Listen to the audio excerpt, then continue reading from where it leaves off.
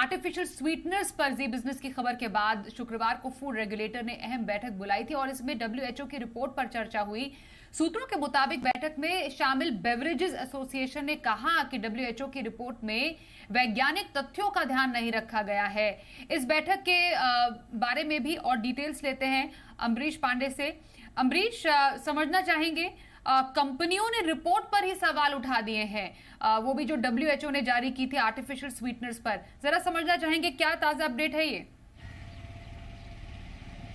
देखिए, इस बात जी बिजनेस ने सवाल उठाया था कि जिस तरह से आर्टिफिशियल स्वीटनर्स को लेकर डब्ल्यूएचओ की रिपोर्ट कहती है, उसमें हमारे आसपास जितनी भी चीज़ें हैं उन सभी में आर्टिफिशियल स्वीटनर्स का इस्तेमाल बेतहाशा हो रहा है, या फिर यूँ कहें कि उनको शुगर फ्री के नाम से बेचा जा रहा है। यानी कि लोगों को ये लग रहा है कि इससे कोई नुकसान नहीं हो रहा। अगर रिपोर्ट सही है डब्ल्यूएचओ की तो इससे और कहीं ज़्यादा नुकसान हो सकता है। और इसी बात को लेकर एफएसएसएआई यानी कि फूड रेगुलेटर है, उसने शुक्रवार को सभी स्टेक होल्डर के साथ बैठक की थी और उनकी जो टेक्निकल कमेटी थी, साइंटिफिक टेक्निकल कमेटी, वो भी उस बैठक में शामिल थी। और उस बैठक में दो मुख्य एजेंडे थे। पहला तो ये कि जो टेक्निकल रिपोर्ट है फूड रेगुलेटर की, उसको सबके सामने रखा गया था। इसके साथ साथ सभी स्टेक होल्डर से कहा गया था वो किस तरह का इस्तेमाल कर रहे हैं और इस इस्तेमाल के पीछे क्या उनके पास भी कोई वैज्ञानिक तथ्य है क्या, और अगर ऐसा है तो उसको उसकी जो पूरी जानकारी, उसकी जो पूरी रिपोर्ट है वो फूड रेगुलेटर को सौंपें। तो ये एक बैठक का हिस्सा था। इसके अलावा जब हमने बात की है बेवरेजेस एसोसिएशन, क्योंकि जितनी भी जिस तरह की गर्मी लगातार बढ़ रही है, आइसक्रीम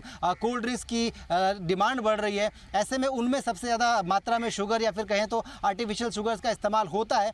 तो उनसे भी जब फूड रेगुलेटर ने पूछा था तो उन्होंने स्पष्ट तौर पे कहा है कि ये जो रिपोर्ट है उसमें बहुत सारे वैज्ञानिक फैक्ट्स को इग्नोर किया गया है, क्योंकि जो आर्टिफिशियल स्वीटनर्स हैं वो वैज्ञानिक तरीके से ही बनाए गए हैं और उसी तरीके से उनको लाया गया और हम उसका इस्तेमाल भी उसी तरीके से कर रहे हैं। तो ऐसे में अगर उस रिपोर्ट को देखते हैं तो वो रिपोर्ट कायदे से उतनी वैज्ञानिक नहीं है जितना कि डब्ल्यूएचओ क्लेम करती है।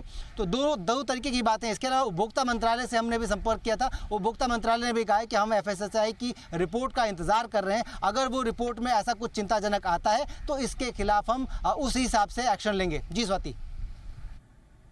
जी, धन्यवाद करेंगे अमरीश, दोनों ही खबरों पर ज्यादा अपडेट हम तक पहुंचाने के लिए।